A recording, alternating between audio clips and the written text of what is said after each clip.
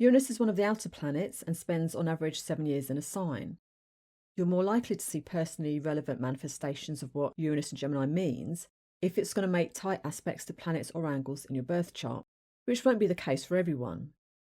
It's the impulse to break away from traditional or limiting patterns, habits or norms, and to go beyond boundaries and limitations, to feel unrestricted and independent, and to act with authenticity. Now, under a Uranus transit, there can often be a sense of needing to be willing to take a risk on something, to just do it, even if you're not sure what the outcome will be. Uranus is about quick or unexpected change, and there's a restlessness here, sometimes a shock factor, and there's often an unpredictability to events. And that can be experienced either as something that's exciting or exhilarating, or chaotic and destabilising. Just keep in mind that whilst it may feel uncomfortable, that ultimately it can take you to new horizons, or ways of doing or being that make you feel more in tune with who you are, or that gives you a greater sense of freedom, or release from something that's been holding you back.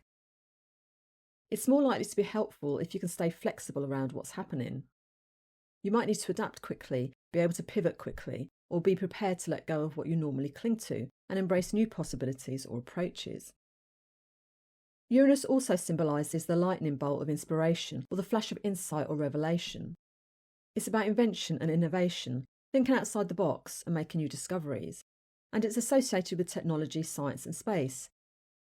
Now, Gemini, ruled by Mercury, is a mutable air sign and so represents the mental realm, social interactions and changeability. There's a lot of movement and pace built into this sign, and so Uranus going through Gemini is likely just to amplify that pace. Gemini topics include the gathering, exchange or analysis of data and information, so it covers all forms of communication, networking, learning, teaching, but also business transactions and money, and travel and mobility. So with Uranus and Gemini, we can expect to see a lot of change around these kinds of topics: how we think, how we communicate, how we share ideas and information and learn and travel, as well as new innovations coming through or developments of existing inventions in science, technology or space. And so-called disruptive technologies coming up, which are those which change the way that industries, business or markets or economies operate. All of which may feel hectic or accelerated or end up being revolutionary in the long run, and some of which we may not even be able to anticipate or imagine yet. Ideas and intellectual matters could see some radical departures from the previous norms.